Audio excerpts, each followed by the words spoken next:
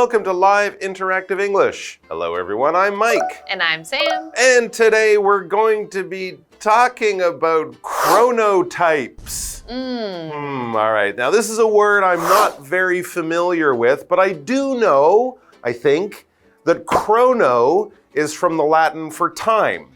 Right? Yes, because like chronological. There you go. I've seen a clock or a watch or anything that tells time. It's called a chronograph. Ooh. Yeah, if you want to be fancy. Oh, you need the time? Let me check my chronograph. And people will think you're very annoying. But anyways, chrono, it means time. So time type? Yeah, okay. I guess it makes sense because today we are talking about what type of sleep animal you are.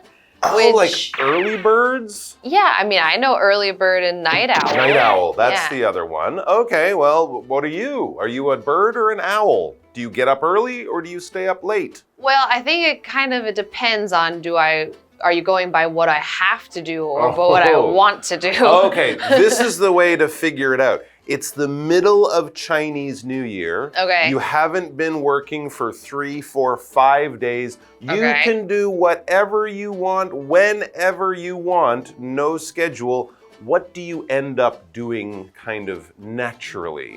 Staying up late. Yeah. And then sleeping until 11 or 12 or whatever I want to. Night owl over there. I'm the same way, especially during Chinese New Year. It's bad. Yeah. It's 2 o'clock a.m., then 3 a.m., then 4 a.m. And of course, then I realize, oh no, I have to go to work tomorrow. And I'm very comfortable going to bed at 4 in the morning, which doesn't work if you have to get up for work. So early birds are pretty good if you have a normal schedule, 9 to 5 work or school. Night owls might be you on the weekend, or you're kind of a mix, like you said, depending on how busy you are. But those are only 2 sleep animals, and apparently there are many more. Oh. Yeah, so we're going to be learning about different types of sleep animals in our article starting now.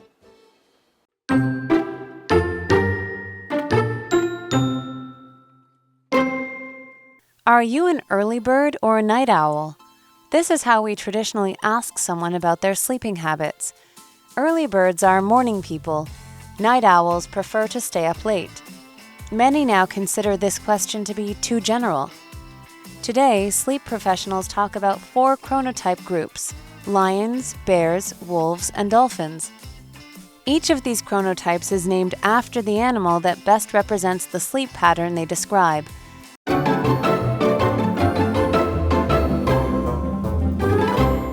Okay, everyone, so we are going to be looking at chronotypes, which, like we had just said in the intro, that chrono has something to do with time. So this is something about time types. And it says, what's your chronotype? Understanding your sleep animal, part 1. So let's go ahead and jump right in. It says, are you an early bird or a night owl? This is how we traditionally ask someone about their sleeping habits. Early birds are morning people. Night owls prefer to stay up late. Many now consider this question to be too general. So just 2 categories is too general, which means they have done more research. Interesting. So fitting everyone into just 2 groups, it's a little bit messy. It doesn't really explain how different people can be. So it's a little too general. We might say it's a little too broad. It's a little too wide. We got to narrow things down. So instead, we have 4 groups for you. Today, sleep professionals talk about 4 chronotype groups. We've gone from 2 to 4. I guess that's better. And those groups are also animals. They don't have the traditional connection to waking up. Early birds get the worm, right? You wake up early, you get things done. Night owls, of course, owls are famous for hunting at night.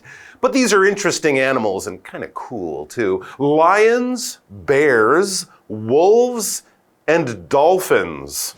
The dolphins kind of gets me because I have no idea when dolphins do things.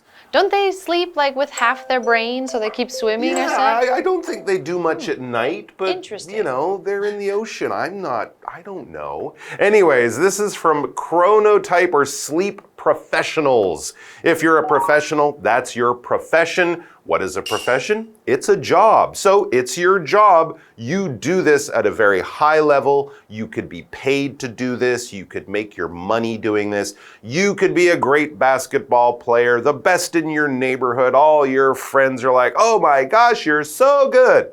But unless you're playing basketball as your job on a professional team, you're not a professional basketball player. You're just a person who does another job who's really good at basketball. But if you get paid to do it, well done, you are a professional. Most of the people who live in this area are professionals. That might also mean that they have office jobs and things like that. A white-collar worker, we sometimes call them. But yes, it means you're really good at what you do. So these are people who aren't just interested in sleep, they're sleep scientists, probably. Yes, and so they have been studying chronotypes and they've narrowed this down now to 4 different types of animals. And each of these chronotypes is named after the animal that best represents the sleep pattern they describe. So even though these animals seem kind of like, whoa, why are you picking those animals? Well, they must have something in common with the groups of people and the type of sleep or when they sleep or when they have energy, something like that. And so we have this word represent because these animals represent these different categories. And the word represent means to kind of stand in the place of something else. So if you look at that, you will automatically think of what it is supposed to try to tell you or get that point across. For example, you might see a heart. That symbol represents love in most cases. And in our example sentence, it says the color blue is often used to represent sadness. So if you want to show that somebody is feeling sad, you might have them wear blue, or it might be raining in blue outside, and that makes you feel, and it represents sadness. Exactly. I'm feeling blue on a blue Monday. It's a sad Monday and I'm feeling sad. Let's take a break and then we'll be back to find out what these animals mean and which animals we are after this.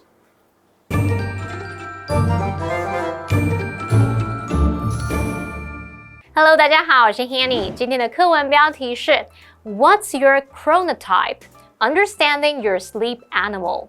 你的睡眠类型是什么呢？了解你是哪一种睡眠动物。标题里面用到 chronotype 就表示睡眠类型，那它是由表示时间的这个字首 CHRONO， 然后搭配 type 类型所组成的一个字。那在传统上呢，在问某个人睡眠习惯时，可能就会问对方是早起的鸟儿还是夜猫子。不过现在许多人认为这个问题太笼统了。如今睡眠专家所谈论的4种睡眠类型是狮子、熊、狼还有海豚。那每一种睡眠类型就是以最能代表所描述的睡眠模式的动物来命名的。我们来看单字 professional， 它是当名词表示专家、专业人士。represent 是动词表示代表、象征或者是代理，像是代理个人或团体。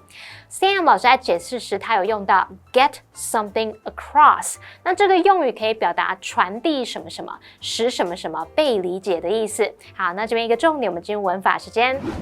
好，这边我们来学习 name A after B， 表示用 B 来替 A 命名。name 在这边是当及物动词，指的是给什么命名。那么介系词也可以改用 for。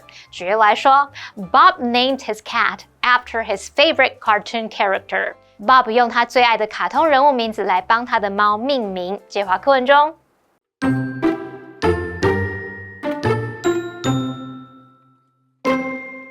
Lions, for example, wake up very early and are most energetic before noon.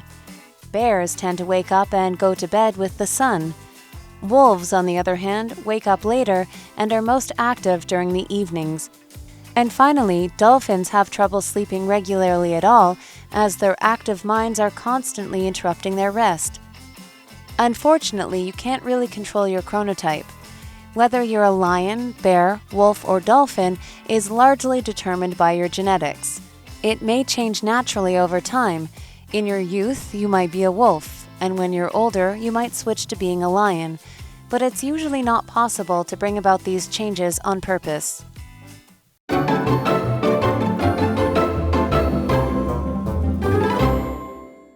right, we are back with the new chronotypes. We're getting rid of early birds and night owls. We have 4 animals, and I gotta say, they're cooler than birds and owls. I mean, birds and owls are okay, but now we have lions, bears, wolves, and dolphins. So let's find out which animal we are by finding out what these descriptions, these animals mean.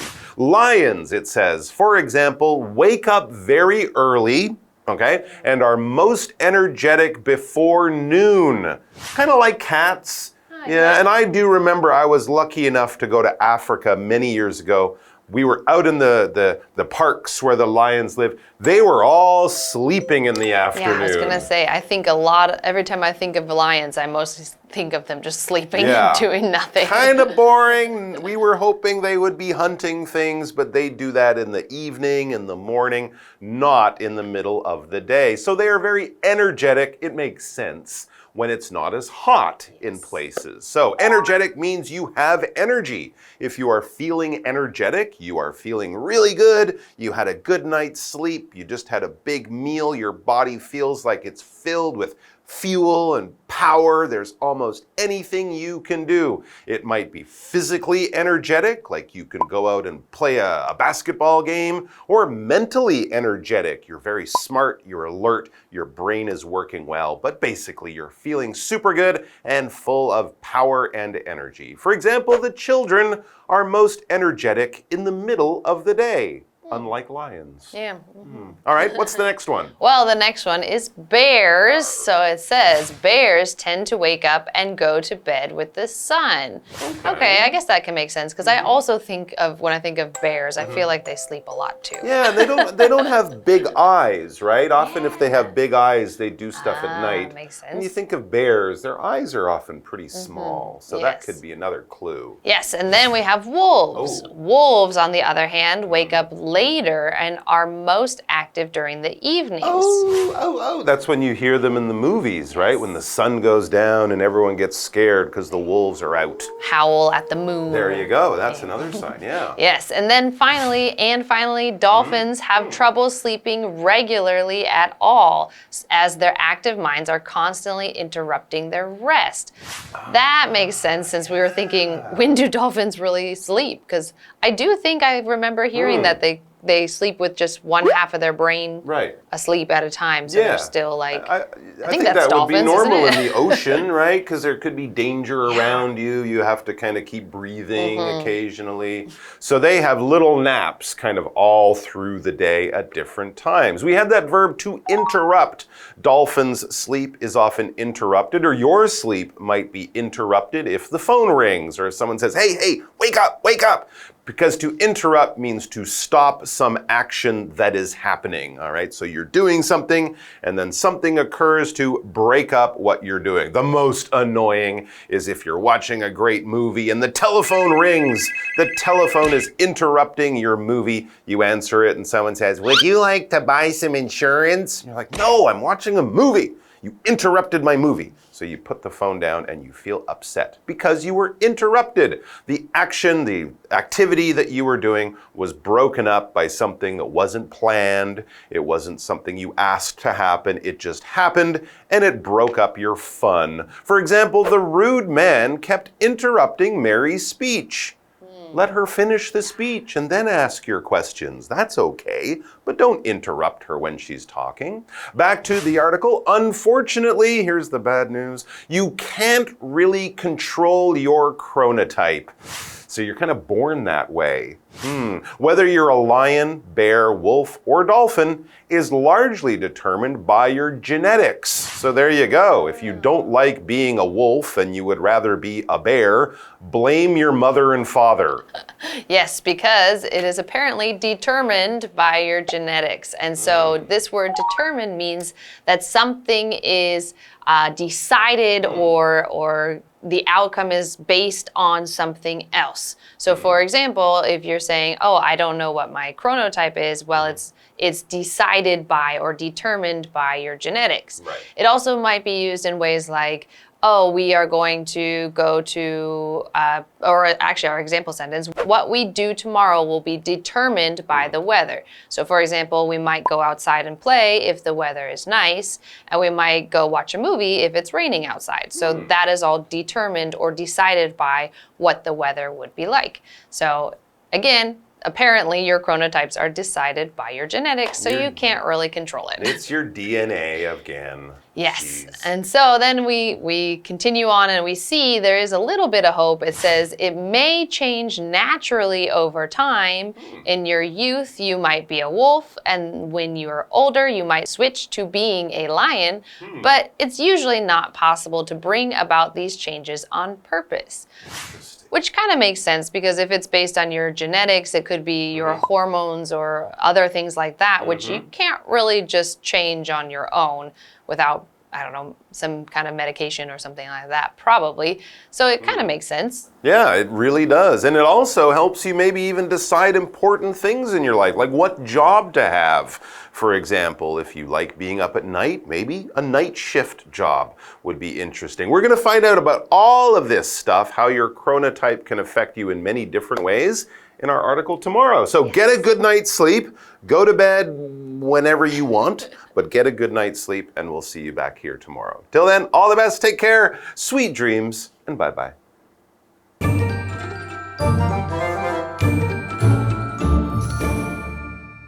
好，那我们来看看这4种睡眠类型。首先呢，狮子起得很早，在中午前呢，精力是最充沛的。那第2种是熊，熊通常会跟着太阳醒来和入眠。那么第3种是狼，狼醒得比较晚，并且呢，在夜间是最活跃的。那最后一种是海豚，海豚经常很难入睡，因为他们活跃的思维会不断的打断他们休息。那来看单字 energetic。它是形容词，形容充满活力的、精力充沛的。Interrupt 这个动词则表示使中断、终止或是打断。那么刚刚在讲到狼的时候 ，Sam 老师有提到这个狼对着月亮嚎叫那种画面，那老师用到 howl。Howl 就可以表达像狼啊或是狗它们的长嚎嚎叫的意思。好，那么课文接着写到说，我们无法真的控制自己的睡眠类型，那无论是狮子啊、熊啊、狼还是海豚，这主要是由遗传决定的。那它可能会随着时间自然改变，也许在年轻的时候是狼，然后到比较年长的时候可能会变成狮子之类的。但是如果是想要刻意造成这些改变，通常是不可能的。好，单字 determine 它是动词，表示影响、决定，或者是有查明、确定的意思。文中的 genetics 则是表达遗传、遗传学，是不可数名词。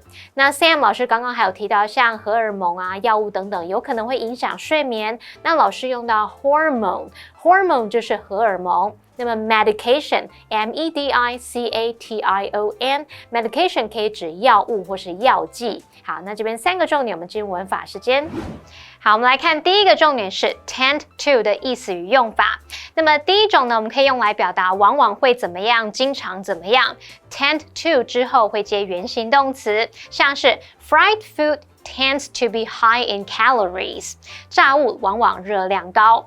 那第二个可以表达出照顾、照料什么什么的意思。那么 to 是介系词，后面要接名词。例如 Mary loves to spend time tending to her garden Mary 喜欢花时间照顾她的花园。看到第二个重点是 have trouble 加上动词 ing 是表达说做什么有困难，难以怎么样。在这边呢 trouble 也可以用 difficulty 或者是 problems 或是 a hard time 来代换。例如 Their child is having a hard time fitting in at school 他们的小孩难以适应学校生活。那补充一个延伸用法是 have trouble 后面也可以接 with 加名词。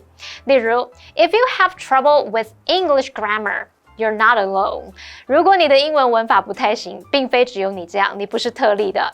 好，再来看到第三个重点是片语动词 bring about 它表示造成、导致或是引起，意思就跟 lead to 和 result in 一样。那我们可以用 bring about something 或者是 bring something about 来表达。例如 What brought about her change of mind 是什么造成她改变心意的呢？好，那以上这些讲解，同学别走开，马上回来哦。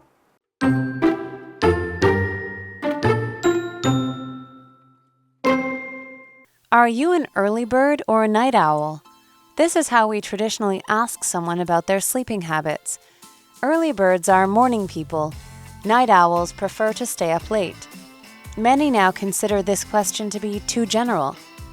Today, sleep professionals talk about 4 chronotype groups: lions, bears, wolves, and dolphins.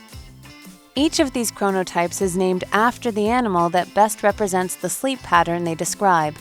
Lions, for example, wake up very early and are most energetic before noon. Bears tend to wake up and go to bed with the sun. Wolves, on the other hand, wake up later and are most active during the evenings.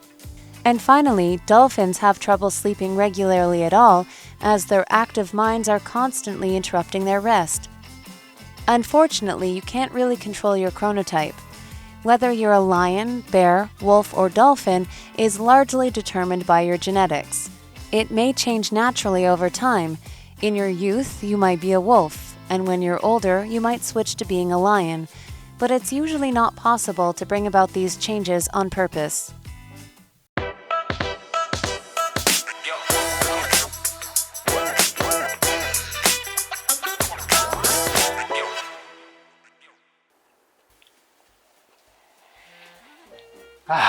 This is the life.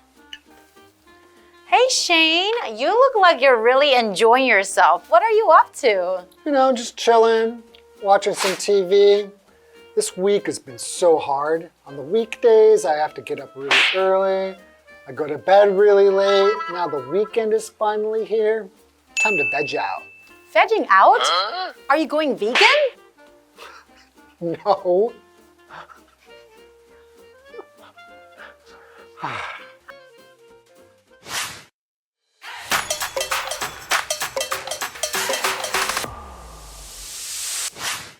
Hi everyone, today we're discussing the phrase veg out. That's right. Well, Shane used the phrase veg out to describe his activity or lack of activity. But after all, he wasn't trying out any special vegetable diet. That is right, Karen. Veg out is an informal phrase used to describe relaxing or doing nothing in particular. It's like your brain is turning off and you just become like a vegetable that doesn't move.